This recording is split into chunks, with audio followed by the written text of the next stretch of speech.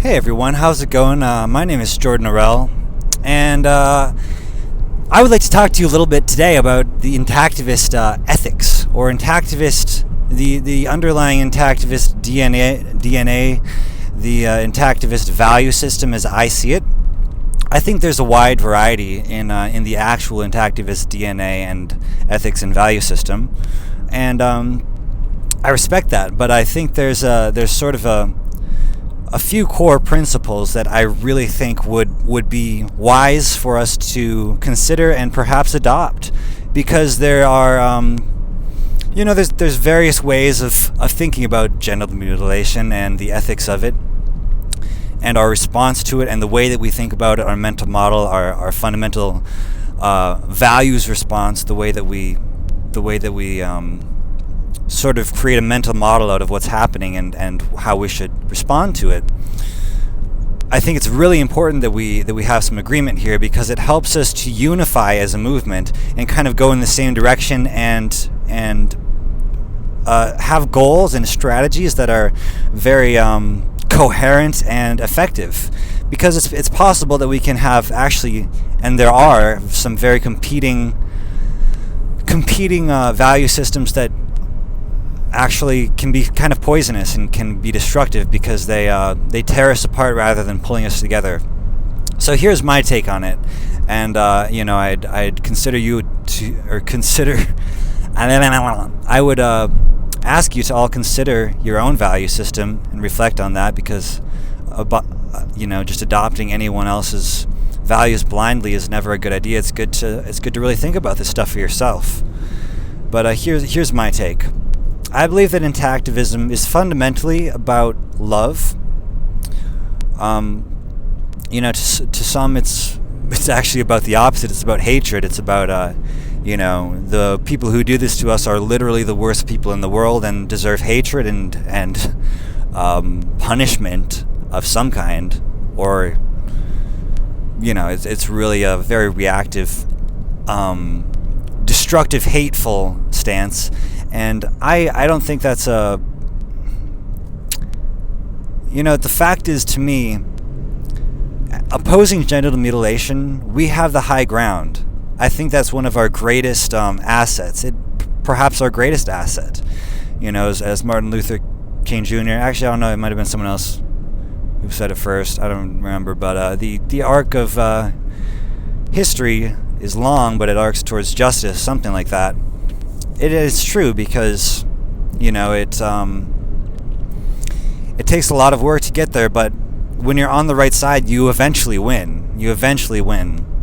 And we are on the right side very clearly, and to me the right side is love. If we make it about hatred, if we make it about trying to punish the people who do this, to me that kind of takes away it takes away what's so beautiful about it. What's beautiful about it is that it's affirming the most important values that exist, which are love, loving our children, treating our children with love and respect, and giving them maximal autonomy, maximizing their potential, treating them with maximum care and kindness and love and gentleness and respect. To me, that's probably the most important principle in the universe. Love, first and foremost, and who more important to love than our children? The most vulnerable, the most easy to impact, the most needing of protection, the ones that we have 100% responsibility for are our children, and we need to treat them with love, because it determines the future of the entire universe. So there's really not much more important than loving our children. And what more important way to love them than to not mutilate their genitals, and to protect all children from genital mutilation, not just even our own children, but all children from genital mutilation forever, and make that a permanent fixture in our society, that we don't do this to our children. It's literally the worst thing you can do. And so loving them, treating them with love, this is I think most Intactivists would agree that more broadly we should also treat our children with love. I don't think most Intactivists are pro-corporal punishment or pro any kind of violation of children. There are certainly some some intactivists who don't believe that children are people in some sense, or don't deserve autonomy. It's okay to brainwash your children and teach them whatever you want them because you own them in a sense. Some intactivists do believe that, and to me I think that's the wrong tack. I think we actually need to fundamentally say our children are people. They deserve to not ever be brainwashed. We need to treat them as though they're intelligent human beings, worthy of being given options and choices, and teach them as much as we can, but admit to them we don't know everything, and they are free human beings, free to make their own choices, free to make their own decisions about what they want to believe, about who they want to be, about their own value systems. I believe we need to trust our children and certainly show them love and demonstrate those qualities for them, but also respect that they can choose whatever they want for themselves, and trust them to choose the good. So I think that's the first principle of intactivism, is to love our children. And, I think we can extend that further than just not mutilating their genitals, but exactly how we should extend that is up for a little bit of debate. I believe that care and warmth and gentleness and, in general, just doing as much as we can to give them opportunities to play, to enjoy themselves, to maximize their potential, to learn, to grow, to make choices, and learn from those choices, and find their place in the world. I think all intactivists can agree that those are mostly pretty solid universal principles that we agree on are essential, and that's why not mutilating their genitals is so fundamental. It's like the most profound example of that you can have, is to give them freedom to experience pleasure and the most fundamental form of love, because the clitoris and the foreskin and perhaps whatever intersex equivalency there is the most sensitive part of the genitals, and it's the most profound experience of love you can have, in a sense, interacting with another person that you love sexually in this way, in this sexual way, where you're interacting with your genitals, your genitalia. I feel like I'm not wording this very well. I could probably say it a lot more poetically, but it's literally the most sensitive part of yourself. It is literally your love organ. It's playful, it's loving, it's sensitive, it's meant for pleasure. It's literally designed for you and the person you love most in the world to pleasure each other. And I believe that most intactivists, again, we can't have any universals here, but I think a lot of intactivists agree that pleasure is a good thing. Pleasure is good, and our children deserve to be able to have maximum pleasure, to have their pleasure maximized, or at least to have that choice to maximize their experience of pleasure and joy and playfulness and love in an intimate relationship with their partner, if they so choose. And I think intactivists really, for the most part, one of the reasons so many intactivists, not all, but a lot, really do care so much about protecting the genitalia is because of their pleasure potential, because of their potential for really being central to the act of making love. Not just making babies, of course, that's important too, but most people can make babies even if they have their genitals mutilated, for the most part. What you really can't do in the same way as make love in the most profound sense of that word, in the most sensitive, in the most exquisite, in the most overflowingly, ecstatically, blissful, joyful, exuberant, just overflowing with abundant, infinite pleasure from another dimension. I have trouble describing this because I can't experience it in the same way an intact person can, but from what I've heard, it's something like that. And I have had great sexual experiences that are quite good in many ways, even if they're not what they could be. I've certainly had some tastes of ecstasy in my sexual life, and so do know what I'm talking about here, and I think just having an intact genitalia, the most important part of your genitals, perhaps, is a way of amplifying that. And, a way of valuing that. And I think that's partly why intactivists value this cause so much, is because we value pleasure. We value, you could say it's another form of love. To me it is. To me, loving our children and respecting their autonomy and their well-being is the same as respecting their pleasure and trying to give them maximum pleasure. Pleasure here isn't a profane word at all. It could mean any kind of pleasure. Here I think one of the most profound types of pleasure you can have is also is giving and receiving. So it's also the man's partner's or the woman's partner's experience as well, because I can't even imagine making love to a woman who didn't have her clitoris. To me, that would be one of the most disturbing experiences of my life. Like, I can't even imagine not, like, it changing me in a profound way when I see, women talk about their genital mutilation and hear these things. It's just like, it kills me, it destroys me, it rips me apart. I can see how it has changed them, and it's and I think about it, and it's like being with a woman who I couldn't give that pleasure to, because I believe oral sex and all forms of genital stimulation is the highest art form human beings can achieve, and so I take very seriously my my performance of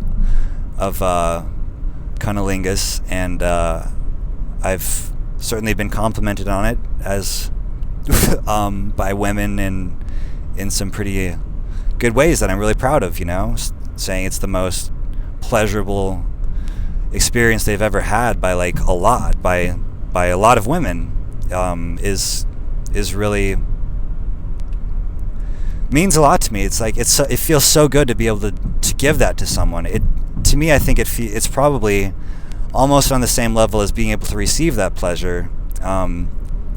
So it's not just giving, it's not just receiving the pleasure, it's also giving the pleasure, and it's an act of communion. It's a holy, sacred. It's not like, I don't know. To me, it's truly spiritual in the deepest sense. It is the primal, the archetypal, most spiritual act you can actually commit is this tantric, yogic lovemaking, offering to the goddess, to the god of the universe. And that's all I have to say about that. So I think the intactivist value of pleasure is really something deeper than just like eating an ice cream cone or something. It's actually it's quite deep, and includes both giving and receiving in communion, and this interaction that's, it's very hard to describe, because the way you get into someone else's mind, it's like you become one being when you can interact with someone in this way sexually. When you can pleasure each other so deeply, so profoundly, so intimately, and there's such a exquisite, delicate level of feeling that can be accomplished. It's so juicy, it's so other dimensional. I don't think you can achieve that without the foreskin and without the clitoris. I don't think you can really come even close to that.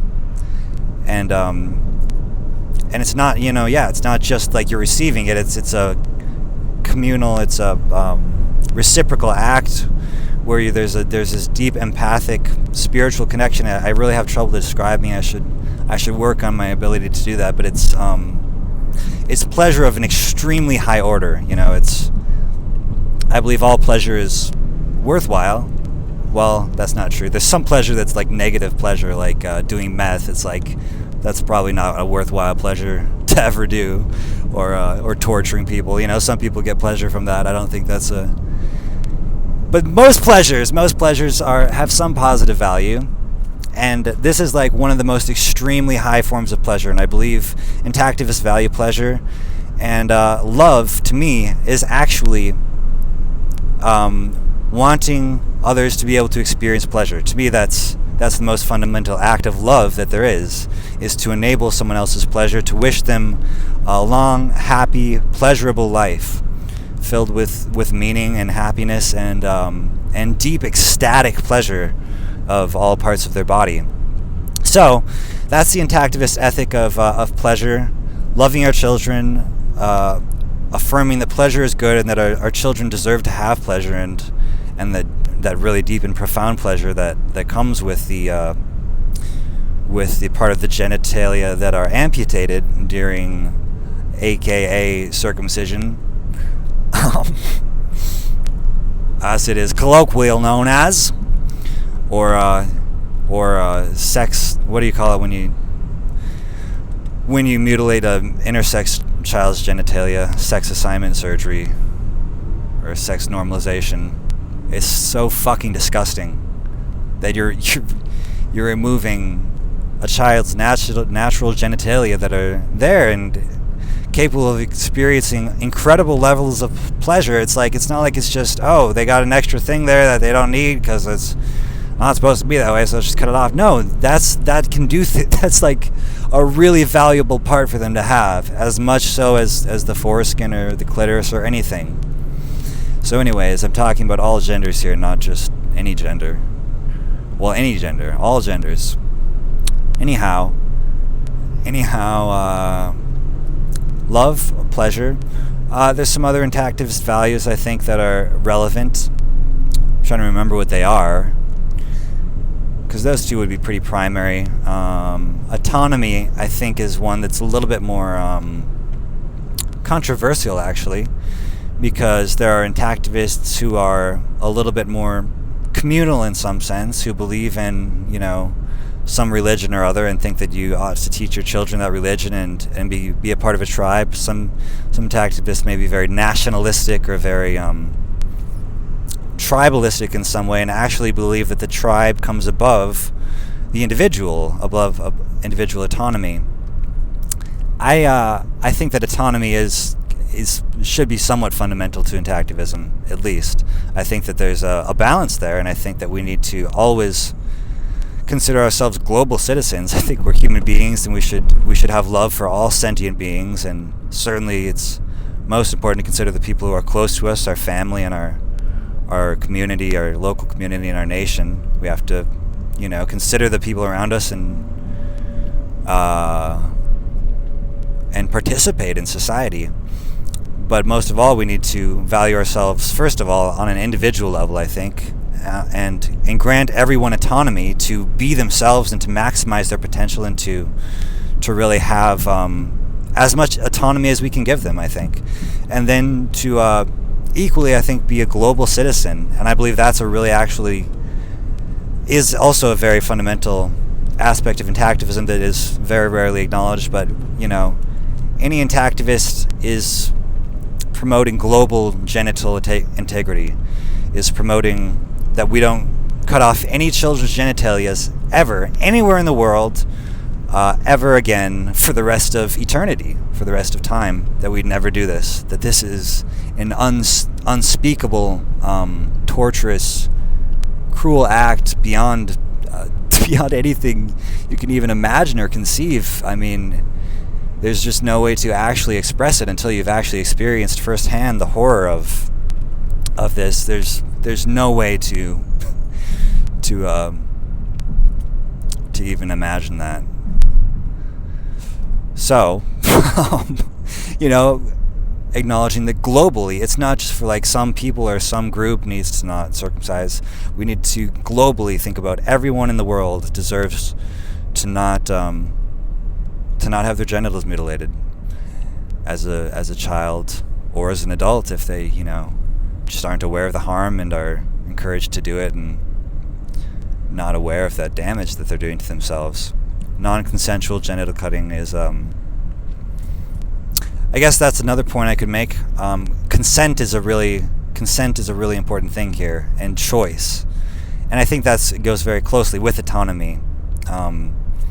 You can't make a choice or have consent unless, first of all, it's a decision regarding yourself.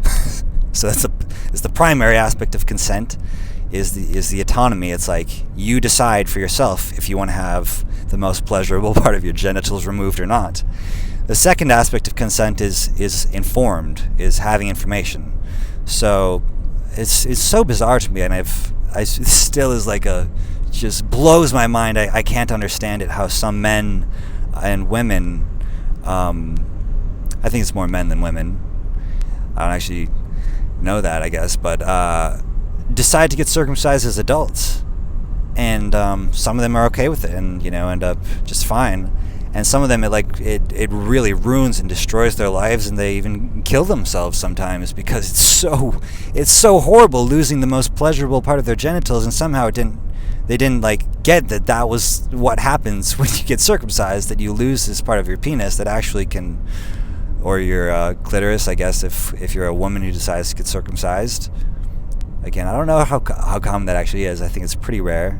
I know it happens, but men tend to do it relatively frequently enough that it's a pretty massive problem.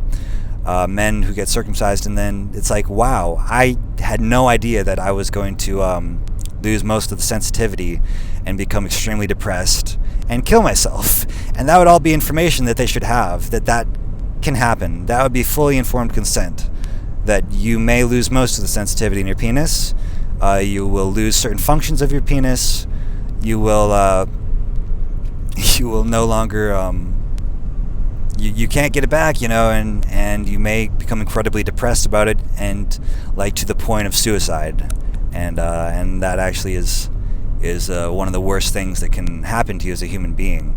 And I don't think that's on the consent form for most men who undergo circumcision. They are not told these things. So informed consent means, first of all, it has to be from the person who's getting it done to themselves, and it has to be fully informed so that they know that might happen. And it's if you understand that and fully understand that you're going to lose a massive amount of sensitivity and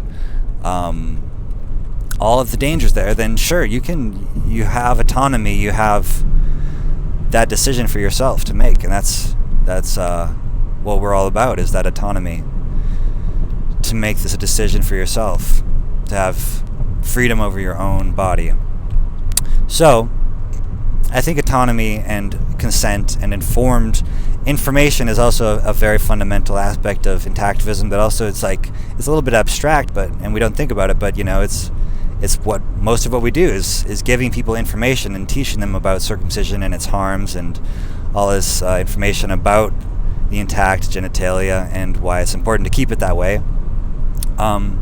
It's all information, and so it's really, intactivism is about spreading as much information and getting people as much education on this topic as possible, so that they can really be intelligent about it, informed and intelligent.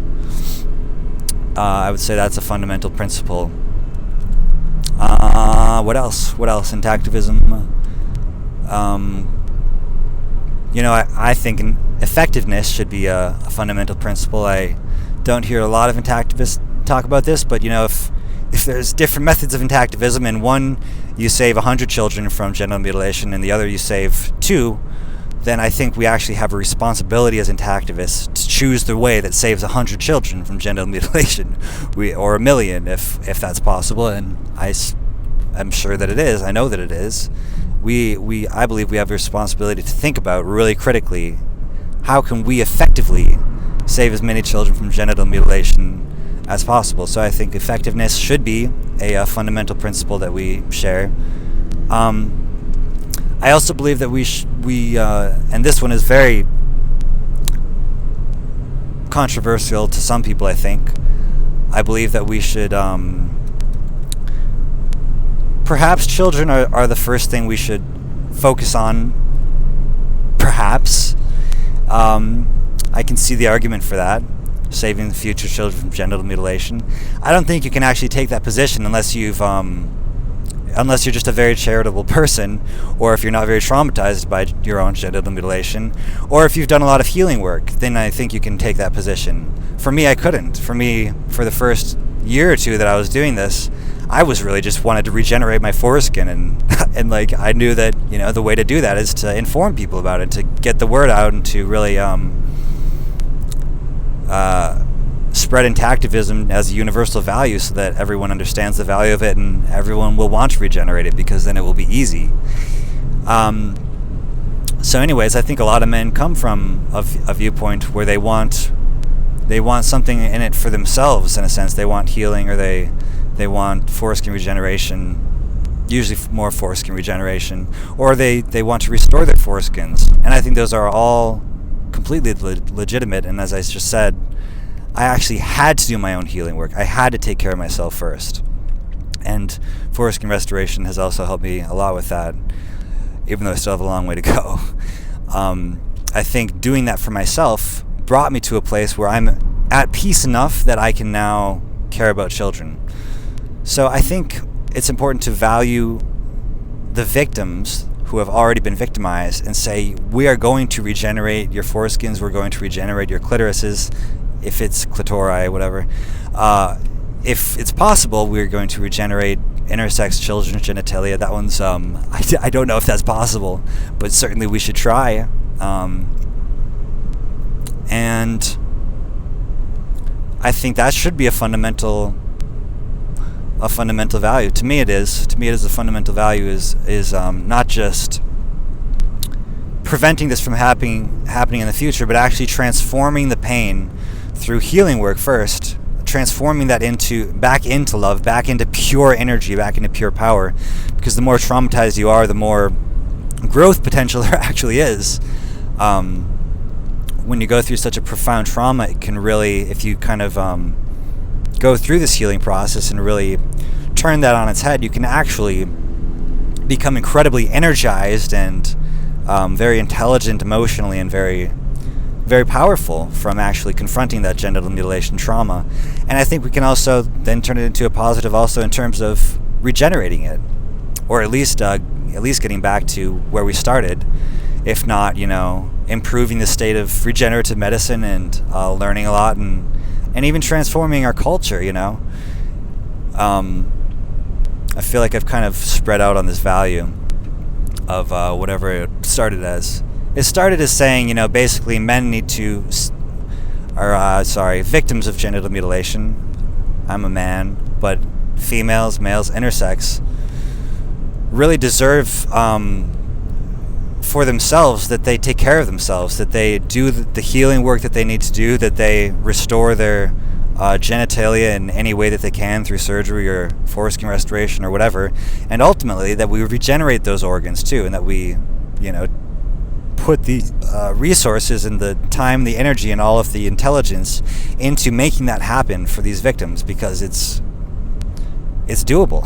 It's doable to regenerate this organ, and it's worth it, and it's incredibly just. It's right. It's the right thing to do. Why spend how many trillions of dollars on war when it's a few, million, a few $billion to regenerate these sex organs of love?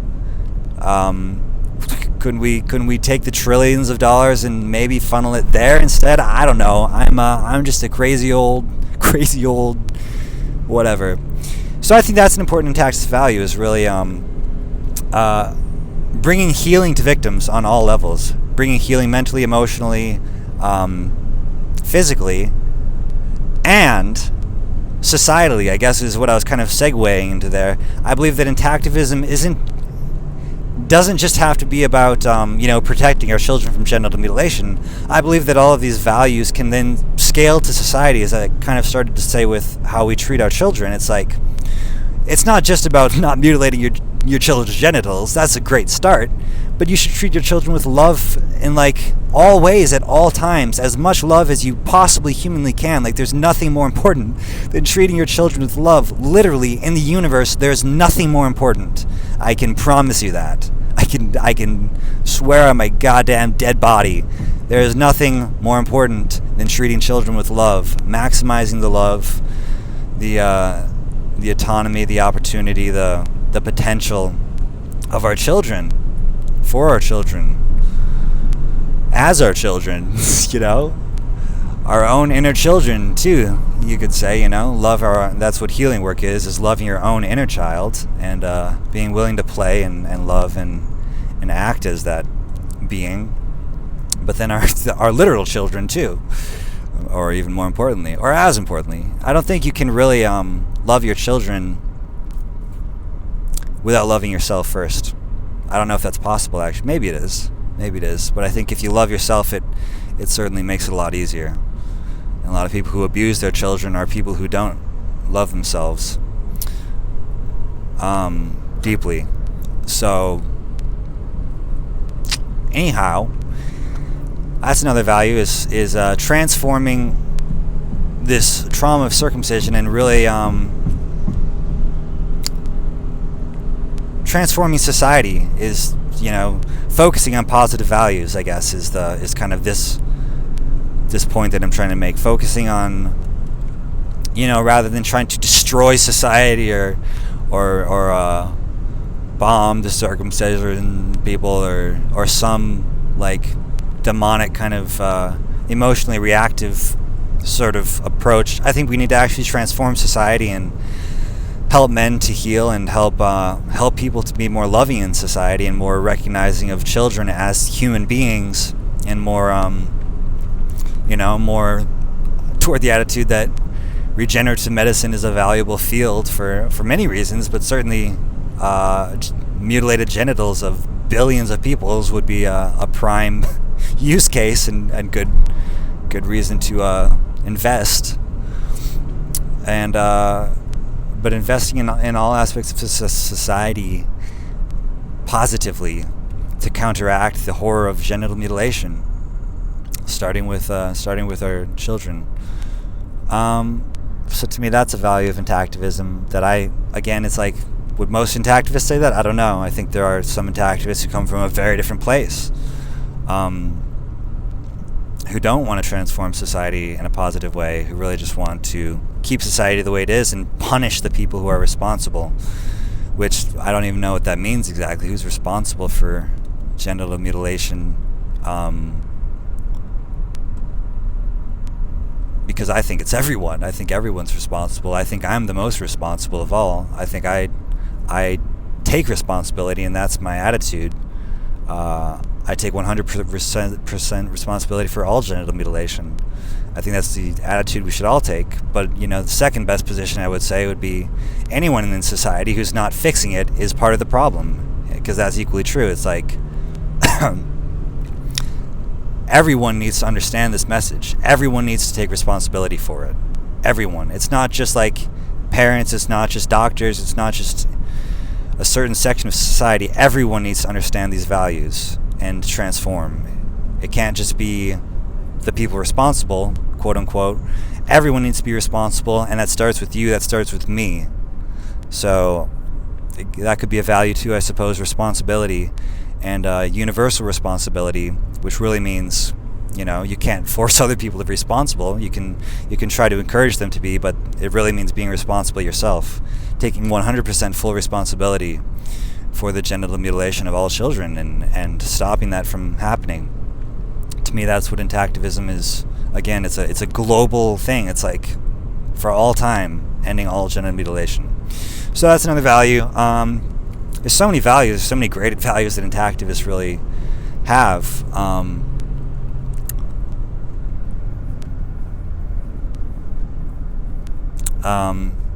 trying to speak of some of the most ones that either are universal or I think should be universal. We should at least consider making them sort of universal values that we all hold and can abide by and work together on. Because if we could agree on all of these, I think we would, again, be so much more powerful together.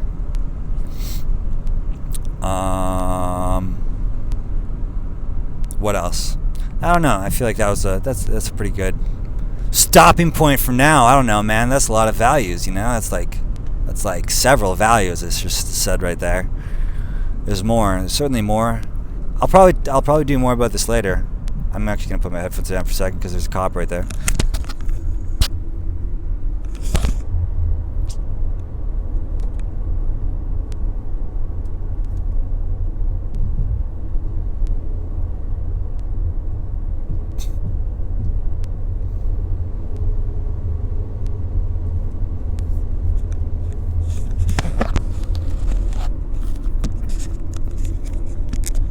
Yeah, I think he was just helping someone out, but you never know.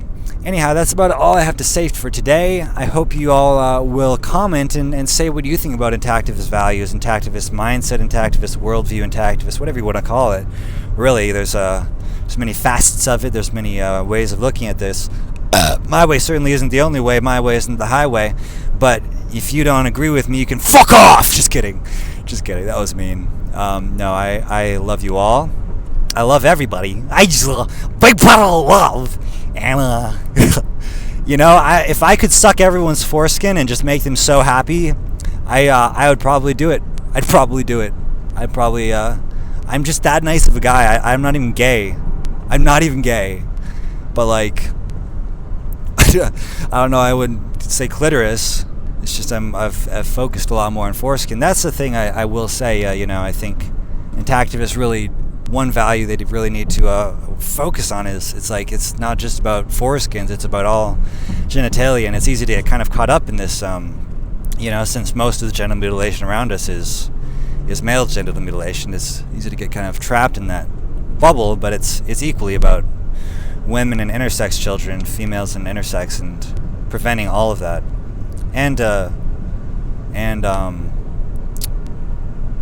transgender mutilation as well, which is also apparently a thing I just found out very recently. It's actually like a thing. So it's a thing too. I mean, I know it's a thing, but I didn't realize that it was like a thing that people had actually addressed in the past as a thing. It's apparently been... I'm late to the party on this one. So we need to talk about women too, and intersex more, and really address those. And I think that's a value, but that's another. Actually, that's totally another video that needs its own focus. That's it for today. I value playfulness, as I've mentioned before, and fun, and perhaps positivity, at least optimism, at least the faith and the belief, or the assumption that we can do something about this, which is kind of the same as responsibility. You wouldn't take responsibility if you didn't believe you could do something about it, and have that optimism and positivity that goes along with that, perhaps. But I don't know. That's also kind of I